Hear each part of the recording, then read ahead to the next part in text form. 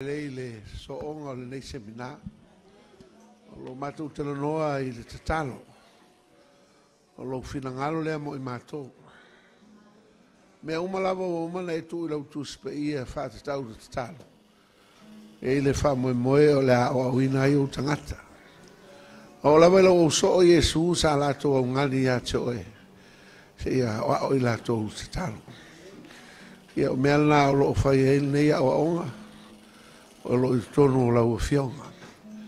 Wha manuia I mātou, I aru la upu ma le mana ma le whaunga. I tō matawina ai o finangalo. Ai whao safia ai mo e ngā luenga.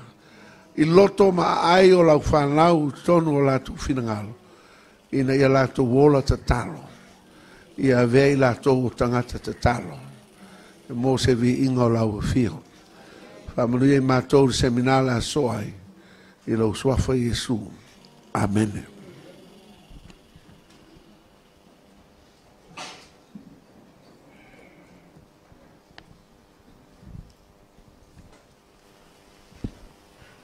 Ya, o leo wa whailo atu tatou mtau puleo la soai.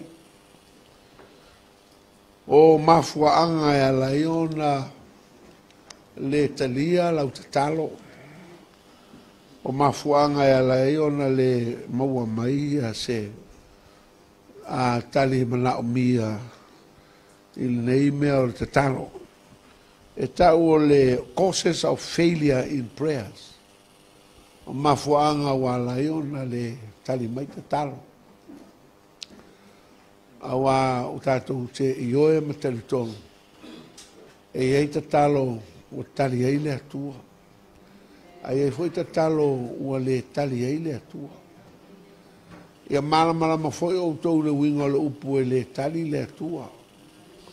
Ona o tali a le atua e whaapea. O le yes, o le no, ma le wait. O tali umana e tali ai le atua. I oe le ai whaatali. O lonu winga e te malama le leiala I ai. O le mtau pula le la tarano ai, o le tari lea le atua I le ai.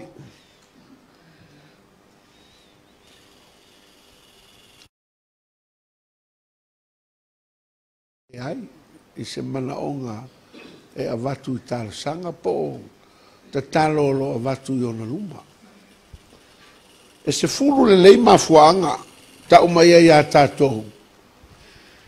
Fai asi tele o mea lea o sei tia ai ia te talo.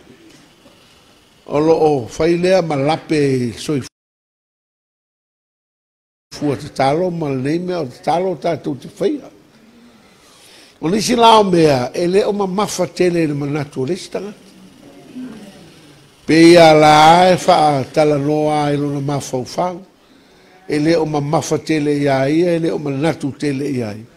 Ai e te leilo, o mafuanga tonu ana, tasi na mafuanga e la ena le tari mai le tua, pefa mai le tua e le ai.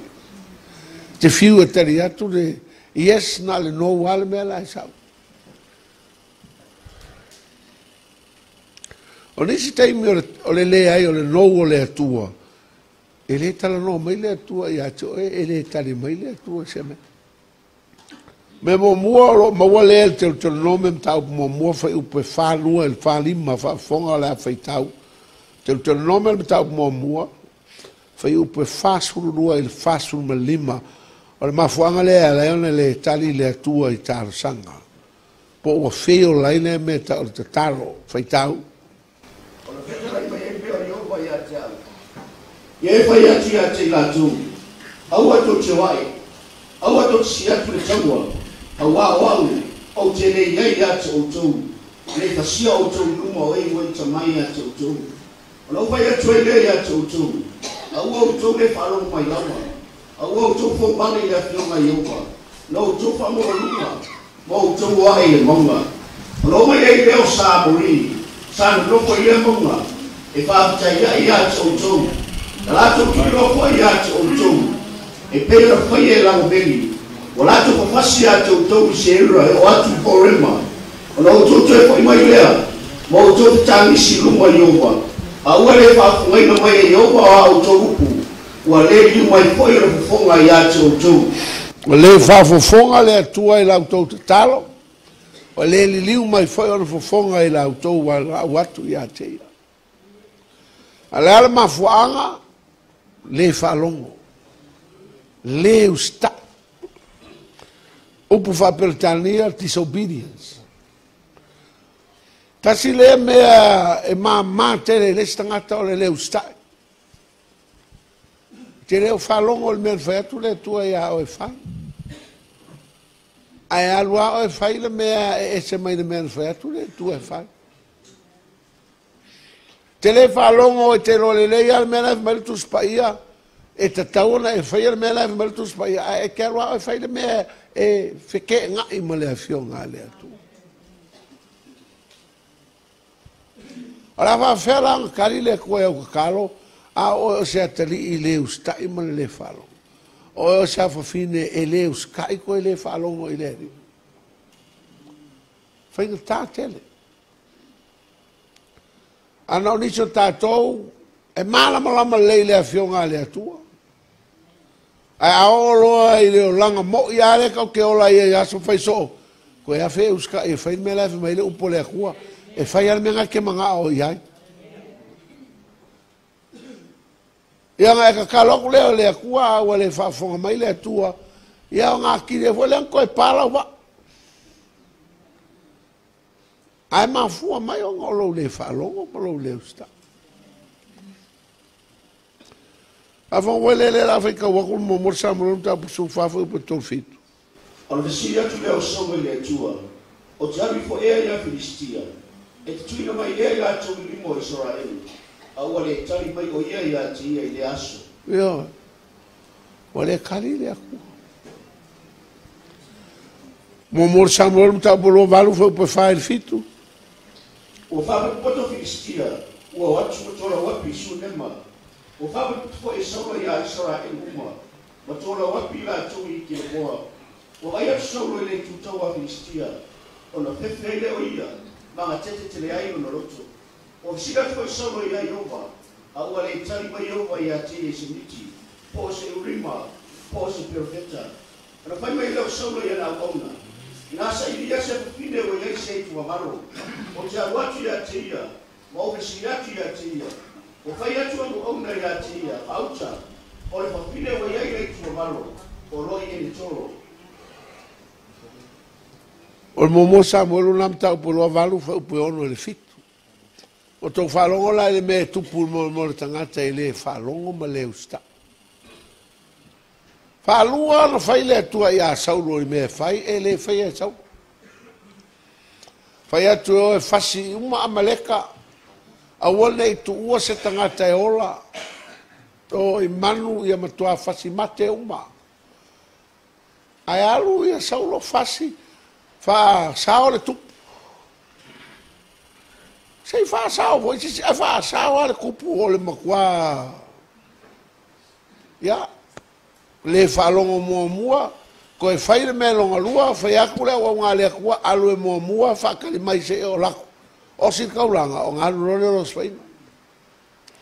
E laku Samuel ua manga o se saulo le, kaulanga. Le uskai, le fa longo. Ele tangata la eu taf o se tu fine o Saulo po se uso Saulo ah o se uso Saulo po se tu fine o Saulo ah ngofo mai ei pe o se kangaka fa longo mauska ah o lo le uska ia mo lo le falo Wele le iska kapi wele le aka yai mai fale kerkea. Al mafu angal le kali le ko ya sau. E la wa o le kaimi o sa ili ai sau lo ile akua, fisiri aku fa mai wele kali le akua. Ko sa ili sau lo me lua o le perfeka ma me ma aka o tu mina ma le tu mema. Ma ngai le fakfaka o le skaulanga. E le kanga o le meka o le e fota. E whape ngāo ngā kui e leo si kaulanga pe a umang whailonga ofu o ngā maila o le e fota mo le plate. Sulu ma le lua maa i lunga o le plate ua mea. A o kua le plate, e iei le kanga, e iei la mo mei o lua pengi kupe. La poko, ka o le tumina ma le tumema. Tunema. O maa i e lua, a mga sa ili po la alfi ngalo le akua, o nga koa mai le fafo e le skaulanga, uma whaika kalo, ko i lunga o le laulau. A kua kua le ulu ma le ulu longo winga fa mai le akua, o wale lei. A kua kua le siusiu ma le siusiu fa mai le akua, awa ko keo. Ai a kua kua le siusiu ma le ulu fa pe mai le akua, ke le fia kalangoa ya oe. Sa ili aku i maa ia o le kali a kasi mai le akua, ke le fia kalangoa ku ya oe. Sa ili si perfeka, le ai se kali a le akua si perfeka. Leo sky le falongo o ke mi fia fesili le akua o le kali le akua mai so mai lo se fa ka la ai ku fa finge mai la se fa ka la ai a benga uma i si o ka ko o vo ia ka ko kanga ka kalo e o vo ia au fa o la inga lo le sky le falongo se yo le kali le akua sa ili lo mo fo fa ka la ai ia fe men ko ele fo fa ka lai ku por fi fa ka lai ku le mai saulo sa wa fa kala ia o me fa ke mongi ele ka ko ele lo e saulo o le mo le nganga le anga e fa ka lo inga ia nga lo ko ele so nga mo ki ai lu mo ki po per ka yo ka fa e fa ya si ko ka le fa lo mo le uska Pero le falongo ma le uskai ele kali mai ele kua la ukaka a e ola pela fa pea o le falongo ma le uskai kinganga sa le lokula nga kule upole kua kinganga fa ka wa kule fionga le kua e mala le leia a ese me nga fa ke fa ya me ke upole kua ke ya fionga le kua ya al mafuanga nga ele kali ele kua ya ukarsa o malo si lo le falongo mo lo le uska e wis ke me masau yo lo kakalo o lo le uska amele o lo ngaru kalo se o la speaking tang toro ko tana baba mundo ko te kala ba so kara la baba aso o lo le uska e mo lo le kalo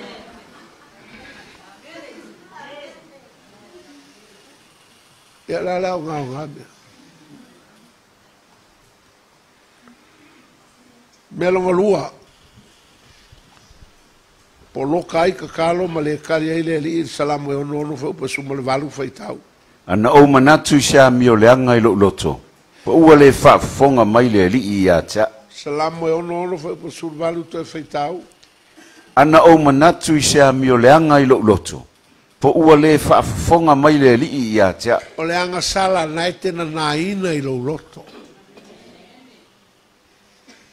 ke le o pisai ke le o kaukalai e ke le o fai loa fo anga e kanga e si piccolo la e amene manga ngai lava e le ma se loa a le mel nga le nga sala nga ke nga e le o kali ai le kua e la ka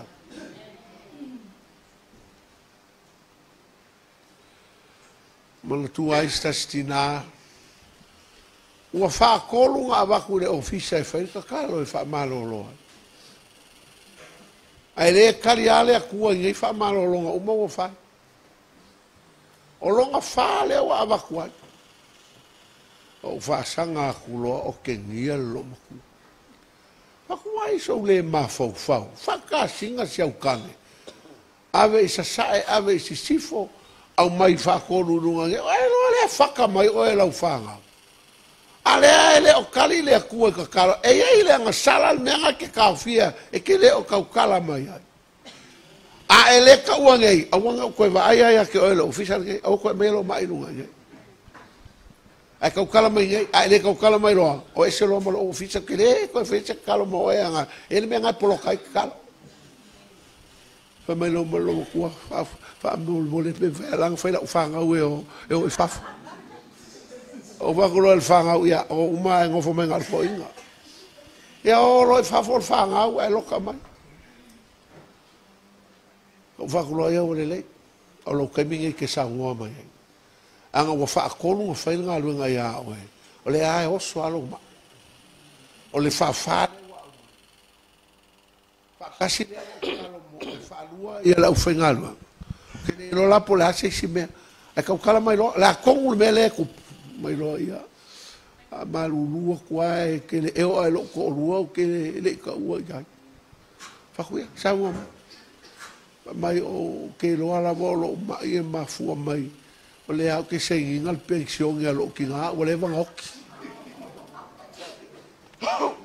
sair pension al ki nga a voleva ngocchi il kinga ale segnela le ula le a fa mai ala kala mai son ko lu okka se le lo fo le ei fo fi ai se ei fo singa pe mai se ai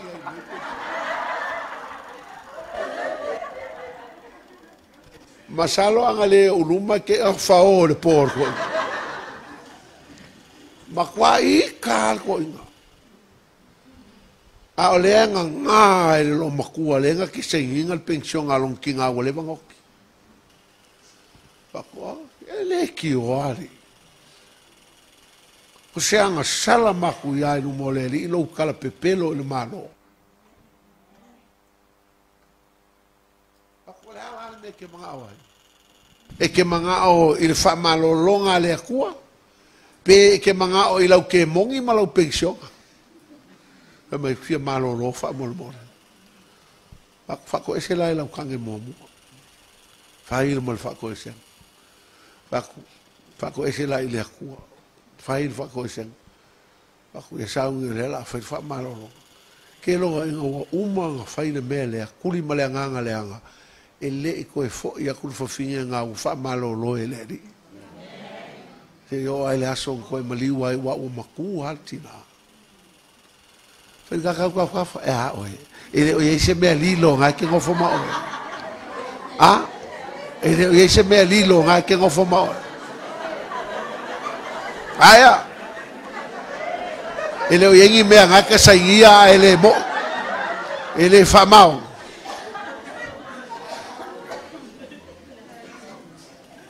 So le, whamaikus pa i e le mwhain kako so sola i lumo le atua.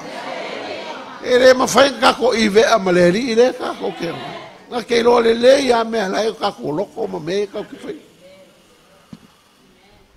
so e le se me secret lumo le atu ma lumo le akua whaari ai me li lo uma o me le le ia ko ma me le anga o le kalanga al fai launga lai ka upo sumba lua al fai lau fai lo e le akua me uma nga ka i fai o ai me li lo me le le ma me le anga fai lo uma i lumo le akua o awanga e nga se anga sala ka kingo sala mo fa mawalalo o nga kalile le ku ai ka kalo a fai ke ka fia ma e le ka kala e fa penanga fa laf po lo ka kalo e fai lu mo le melon ko lu e mafua nga po lo ka kalo o lo fa maule el ku se fa ka o ko mo mo fa u po lo valu to se fulu fa tau Ono la tu wala o mai le ya chau. Au o chile chali ya chuai. La tu sa iri mai ya chau. Ai la tu chile mau wa. Na la tu ino le poto. O la tu le mana o fo ile machau ya Yehova. Na la tu le mafafai la upule. O la tu ino la wa inga o malava. O le mea lava lea la tu che ai ile fua la tu wa mio. E ma ona fo ila tu ya la tu chonga fiti. Pata auto mo mua fa upo lo su malvanu ile to se fulu. Nga fa ko afai kaua ya le o sesi ko ke fo ile la fa lo se ha sa e fa kaua ke fa ko ale ka mo il fa ko le si me le ka ile ko la le be o le ola fa le ke i me ale ko ka mo ile le ke ile upo le ko ile ke i finga ngalo le ko se ka mo ile fa le ke fa ngo yo la fa le ke le popole le popoi Pamaya ele fia ele malama winga ele akua fili a ele manga o makau ile kua mai ele kea fo ia o inga le kua kaka ko ia fa ua malo pika alo i mea le ri ele ko kere fi fa longo lo kakalo kere kali ko fo ia kakalo ia e o nga kele mo kako siakia oe siakia ua upo la kulanga le ka ke ia me melonga fa lo fa maule el fa ka ko lu kasi fa upa sumal tolu fa tau o lena te puni tia ona talinga i le vala au o tangata mativa e vala au lava o ia ai le talia fa mai a le tangata na te puni tia le a talinga i le tangata mativa yo la me kupu yang kakalo i le talia yo kangaka ya ele alofa i kangaka makikiva e kere alofa kulo kwa oi la le su ese me ai a mai ai singa lo kwa oi ai sia ku se yang ya be mai a ele vale bon ai nga o su ese me ko ke oi su es ko yang kere alofa i kangaka mo miel so sa e pupungi ai o kalinga mai le kwa a e faia le menga a e vala au mai ake au o ke le kari ako fo ilau vala au alofa mai au kou kuspa ia o le alofa i o le akua ka ngaka maki kiva a ngaka kou wanga la ilau ke mo miel visosoang a wanga e a liu ese o fofonga mai e maki kiva a wanga e pupungi o kalinga ka ngaka makiva malanga alanga anga fa mai le akua a pupungi fa mai le akua ke le falongo fo ilau kakano e lofa ia a penganga ku se melo ngarim o ke ai u e si Mike Claire Cordless le fe me pel Mike Claire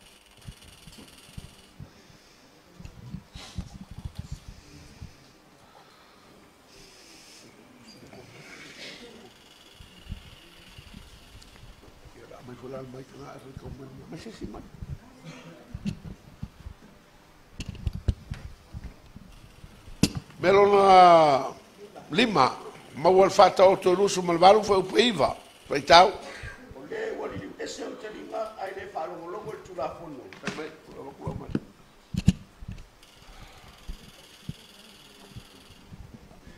a fe Cordless esa fauna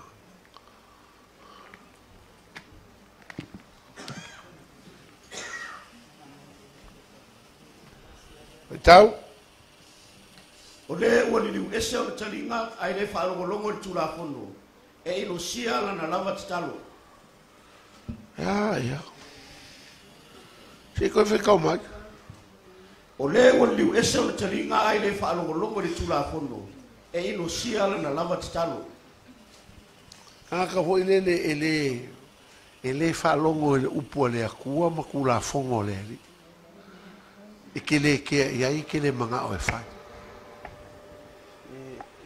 ele ngaka kula fongo se furu le ia le fionga le ame a o isi kula fongo lo o iai e o mai lava le fenga ingo fo e ke le ke ai kula fongo le fasi al ngaka la pupu a e feia le me kusa male upo le akua fenka kele o nga kalimai le akua e o ka anga o kula fongo aia ma me fikala ile akua o meanga kaukako faia kaukako wola kako foi kanga ka fa longo pele upu fa longo pele upu ai man ko kala Yesu man kala kuspa ia awale ia vea o na o tangata e fa a ia faia o ma tangata e fai ana e fai o le vaenga langa o le fionga le kuopea ia koponga ia o le vaenga langa le feo la iska ngaka ele leila fa longo ai le anga lo fa kingo alfa velave mai awange nga fa longo nga kaile afa mai fa longo ma fai o le kaimi la ke fai ai o ingava mai le ko ke fia la fa longo la kakalo ai a fai nga lo fa longo ai ke le faia e ke kakalo mai le ko le la ke le fa longo la kakalo nga ke le o faia la ku la fo e ke le o la up o le mea nga le o a fia ai o langa ngai ka Samoa e vai ele loko ka Samoa o ka o le sa pe papai pe lau e fusi ua o fumangaia ula sei o mai oka halu umai kongo ska loko uma ai o lo le asunga fua e se foi o langa e ola a solua solulu as coffee e makwa ola o langa ke le upo le akua ai o foi la sa ko e maki mai foi fa longo pupula pe ngi mamoe amen ai ko o foi le asunga fua ko e pe ngi oki amen o le sa ko mai foi pe ngi mamoe fa longo la unga le fionga le akua ele ai ma se sui o le langa ai sa o fia e fai le mea mga o ai e le uska i le upo le atua mai roa le akua ale ala me la whaalonga kufui au kakalo lo le whaalonga mo lo le kea alu pia e fai au me ngai fai me ngai le kari e le akua i kakalo longa ongo mafuanga e le kari e le akua i kakalo i seia mua al fai upasu me lima fai tau au tau whaloaloa mai o tau lima. E alo ese o mata ia te o tau. E ui lava ina o tau whaatele ina te talo. O te le whaalongo ai lava. Ua tutumu o tau lima i le toto. Io e. Ko whaafonga la o koe. Ngaka ua koko lima, ngaka whasio ka ngaka. Ka ngaka whao o lima. Pe mai e whaloa loa mai au kou rima lea kue. Mai lea kua. Kei au popore agu au kou rima ngai whaloa loa mai. Po le whaakele au kou kakalo. Ke le whalongo a kua. Anga au kou kanga mi o leanga. E le ima se salamo. Alo kou wala au mai ai a kia au whaini me le kou ke manga o ai. Ai kou ke le au salamo. Ma alo ese na ngā mio leang. Mengi al koko rima ele se mea whai ngofie inu moreri. Ai ma whai ele koko Yesu o wha maa ngalo nga. Pe a whai e loa wha maulalo masalamo. Amen. Longa fiku. O mea laionga le karile a kua el kakalo. I sei e lima iwa whai upuelua. Ai peitai o au tua mi o leanga, o whai ama pupuni le vā o tua maro o tua tua. O au tua ka sarafo i wa alua ino fufonga i a te o tua. Ua ia ne wha fufonga mai ai. Mika e tolu whai upu e wha. Iniquity o le ami o leanga. O lai ka ngaka. Mai o ngā luenga ma ami o leanga o lo whai e le sira whanga le akua o whai lea ma papupungi. E le fia whaafonga le akua le kakalo le ngaka. Mika koru whai upu e wha. O na rātou ala langa tua i lea ia Iova. Ai ne wha fufonga mai o ia ia te i lātou. Ai alo ese o na fufonga ia te i lātou. Ia lava o na pō. Au ua leanga lava lātou mea e whai. Yo e. Ai ola i lea mi o leanga ma e fia e whai lea mi o leanga. Ma i lea kua ke le fia wa aiak. Ke le fia whalonga fo i au kakalo. Awalanga i whapea o e kalapero le kua e upu ia.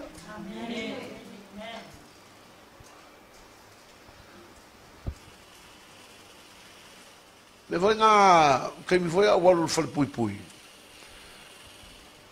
Whai por kalame panka. Ia ele alo alka ui panka o mea.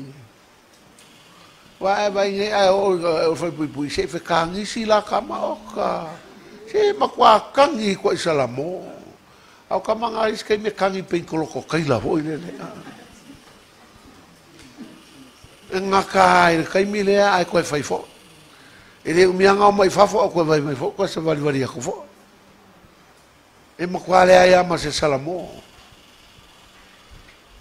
Ia lea la whaakau i ele mea lea whamai lea kua. Ke le fia pula kua ia o kou mau kou, ke le fia whalongo fo ia o kou ka. ai loa e le akua fia ka faila mi o lea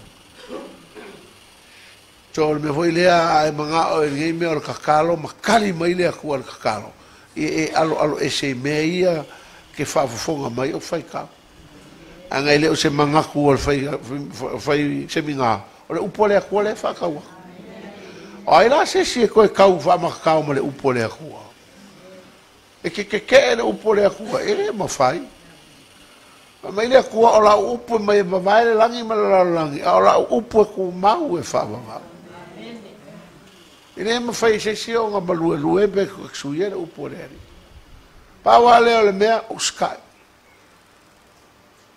fa sanga o ka ku langa ia fa penganga muli le fionga le me longa valu ma fuanga longa valu ele kalia ile ku kal sanga o lo mawale ele sakali e fiku fa pesu kolu fai tau o le nei e pe ona vala au o ia ai le fa longo mai na tou e fa pe foi ona vala au o ila tou ai o te le fa longo iai o feta lai ma iai iova au ya fico fico kasi mai ya sakali e fiku fa pesu tolu o le nei e pe ona vala au o ia ai le fa longo mai ila tou e fa pe foi ona vala au o ila tou ai o te le fa longo iai o feta lai ma iai iova au i le mafuanga a lainga le fa longo le li la ko balau o le fa ma a o la to loto o le meka le stubbornness o le loko malo loko ma a loko fa ma walunga a maua o e le mai le o le loko ma a ke le fa longo fa ma walunga o manga e ke le fia sau i lalo ke angi ai lunga i le ilo foi o e fa ma walalo i kangaka me le ke a i kangaka ma o lako mangaku mangi ia i le fia fa fofonga le ri i lau kakal anga ilo e le akua le fa ma walunga ke le o lolo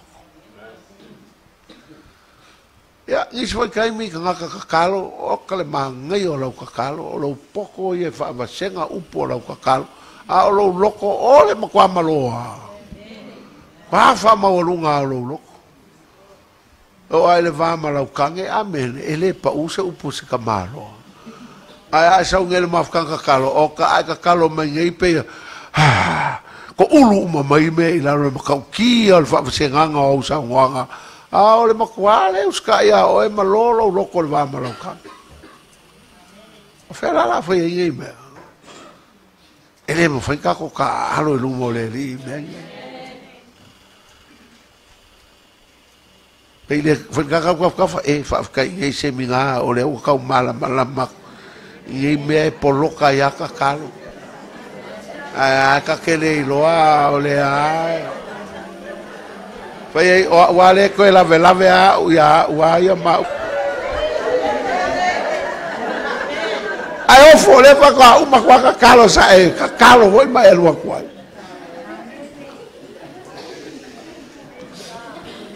fa mol mole le foi ka ko foi e me no mole kwa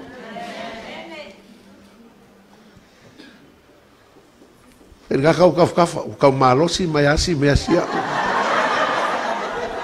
pe alela a ia kwa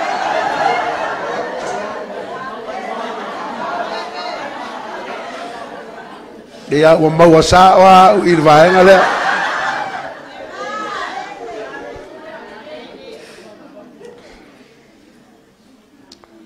al kaua ngai se minga lo fa longa o ele upo le tu au fu e ke fikanga fu lo uso ngai kafa fika oi fika oi ia le me ngai ke ai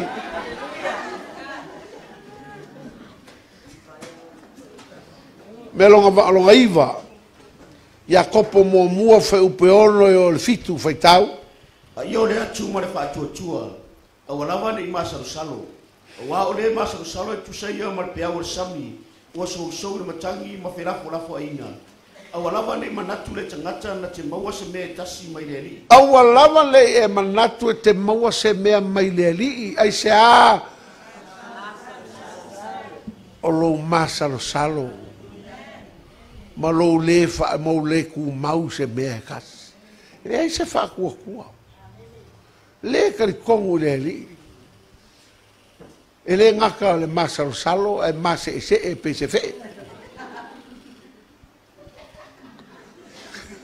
ele ku mau o manga o ia kala ele ku mau fe sui sui ai al wak wa le me ia wa sui fo nga me ai sui fo we me ia so fo sui ia me nga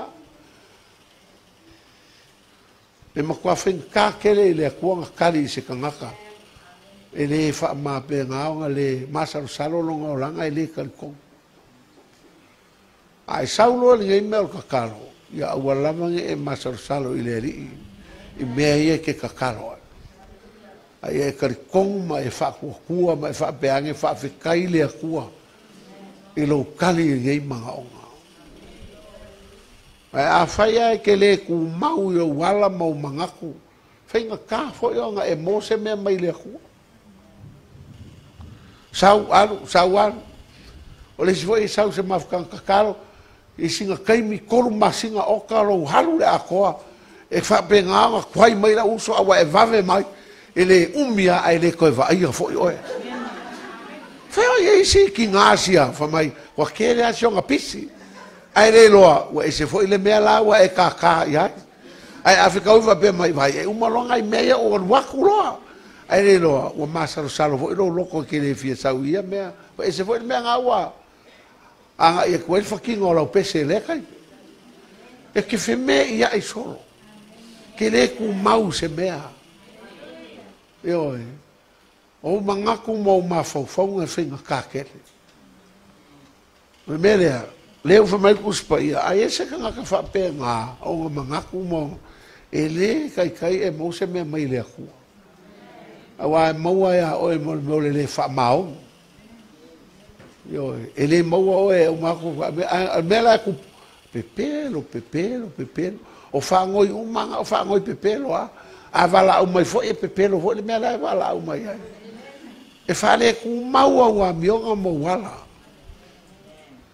a ola e pepelo la ai a si la mai le ku ke ya le u fa ka u i malo e o ku mai malo e mai malo la le lo ko malo la ia ke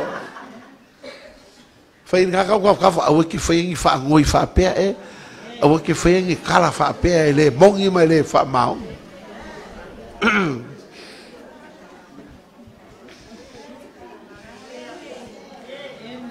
Awa e vai a whapea mani e lau sunga le tai.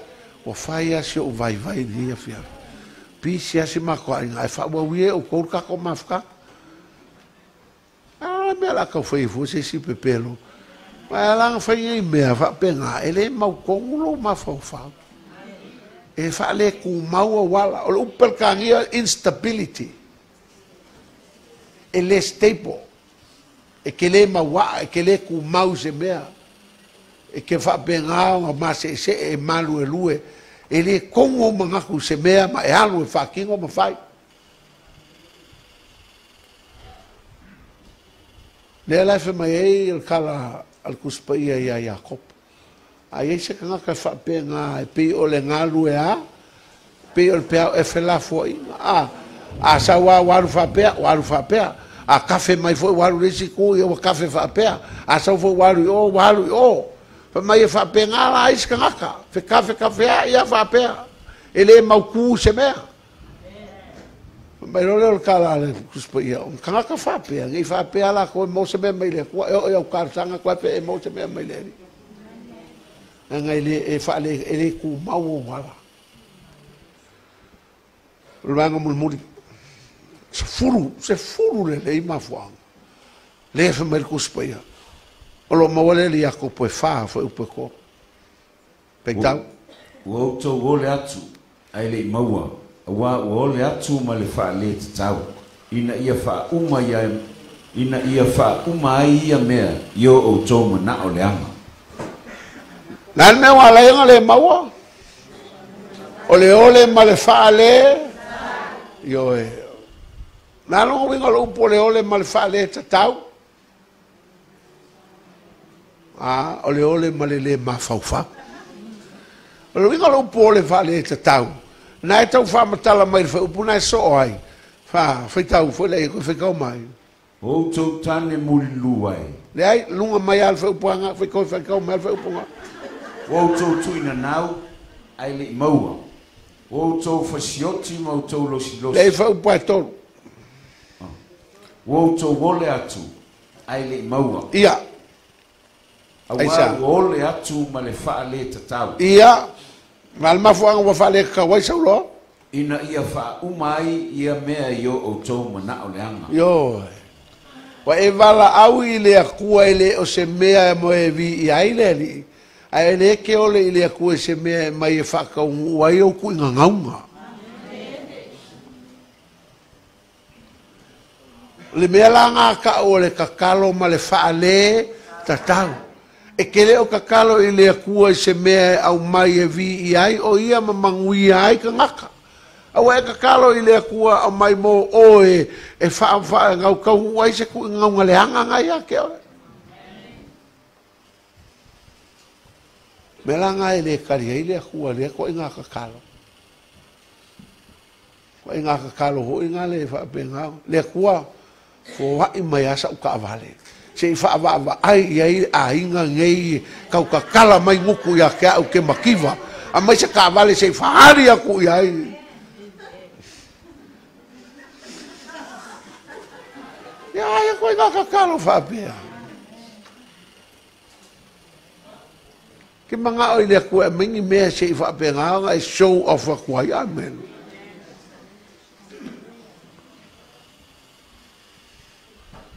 Le kua ngai ai ngau fai ma fa so sa si fa o so ngi fulo nguko ngai ai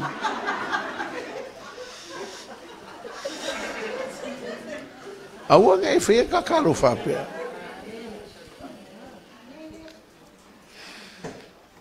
mai o le mafuanga ka wel ka kalo fa le ka kau o me ke manga o ai nga ia fa ka u ai ku nga ngau ngale elen ku ngau ngale ku nga ngau ngale anga o mea ele finga ngalo ile so o le mea ele kali le akua ko ngā kakalo whapea ia se vai o ko vai la le lisi lea e ke anu ma oe ngangei o ko le ma whai kau ma e whapea nge le ilea o ke seki a ngumela kasi seki ngumela lua a whainga ngumela kolu o mia ngumela wha o ka sole ke le amea a e loa la mea ngai ke o mia i ma ai ai wha ma walalo i leli ma whai sau kala i lea kua wha vikai o lea o kau ma whai koe wha li leia mea ia a wanga ia rue se ma le whalkakalo ngai ma le semingali ngai e ke le i tio ma lea kua i meo le lisi lea awa ele fai el kaimi ngai o alu el se minga e ke koe alu ama na alu ele e koe fai fo i ma koe fai fo i ma fai fo alu no mo le akua mai fa ko ese i me i po ala mo ngi me o le ke lo alo a fai ngai o kal kong mai o kong fai fo ya u ele me o shaki o le lisi ngai inga wa makang fa mala mala o le akua on the Friday me call self-examination. Self-examination, examine oe, fua oe lunga o mea ngei. Ia nga e loa lea, whare kongua ule mea lea, whare kongu ule mea lea, lea okei ni mea lea, whafkai lea kua. Ia nga e halu lole ilu mo lea kua, mai kokuri ai, mai whako ese ia. E ke loa el whamangalonga o lea kua, le simple i el whamangalonga e lea kua. Ai le mua le gale ta upu e iwa fa upu mua a fa upu mua le ale fa ka mai mua le ale ta mua fa upu iwa a mau lo fa ka mai fa mua. This is how simple God's forgiveness is, but it's very deep. Ai a fai ta tu te fa ali ta tu o sala fa ma o ia mo le mi tu e fa ma ngalo ia ta tu o sala ma fa ma mama ia ta tu ia mi le tu mo lava. Ma valongo ele conditional whaamangalonga o le akua pe a whaali i le ali. Whaali i le sio uso pe a whai o lo uso lea ke loa e sea. Once roi ke whaali i lumo o le akua pe whaali. Ko ese le li ma le sala momongi. Whamelo le akua o ke whaamangalo i ake ora. E ananga le whaamangalo e le akua kako ang sala ma kako meo vai ai. O le whaali. A ke whealua ia ma oe ke musu e whaali i le akua, e ke musu e whaali le sio uso. Lea o lo whapengaonga e ika iai ma.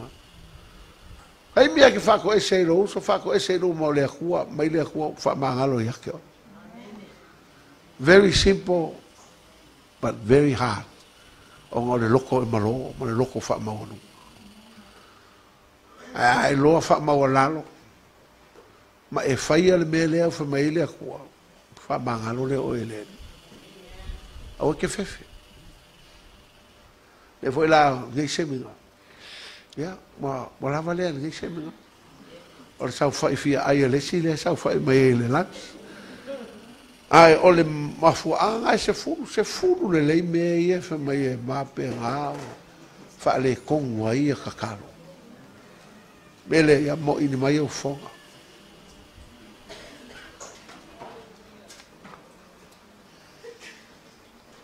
Au nei tu se me fa la velave. Au foi nei to pole tangata i o taf mo ini mai o fonga i nei tu as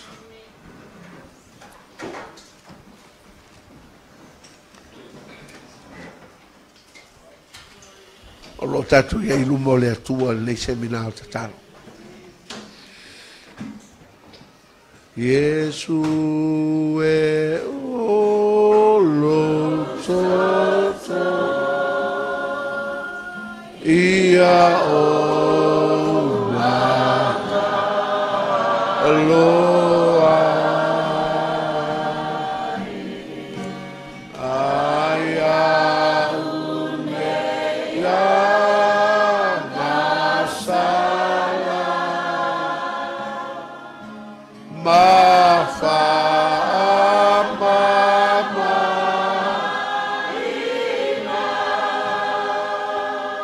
Tali ia ve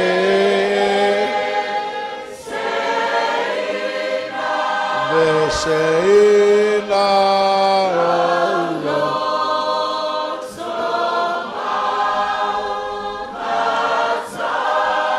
vao ngata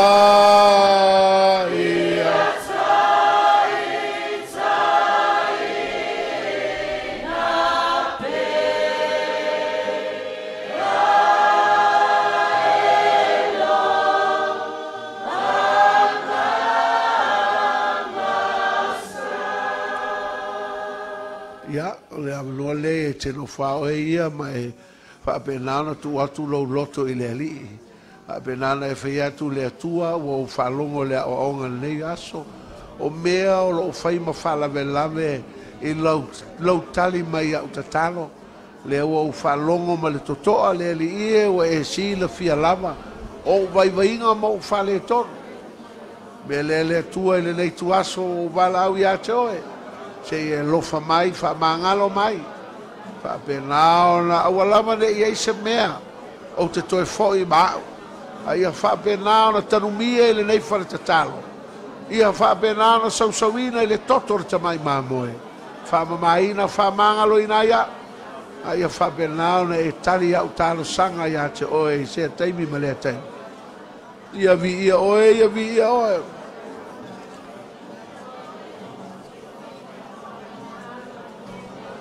Dato usul fai upulo na lua.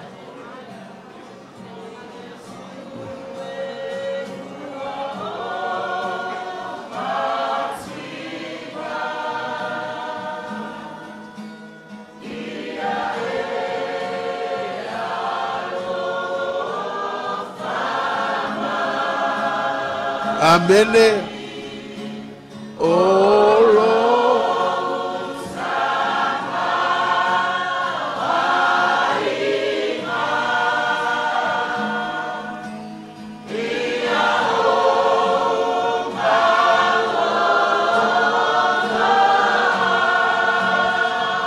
Yesu le tali.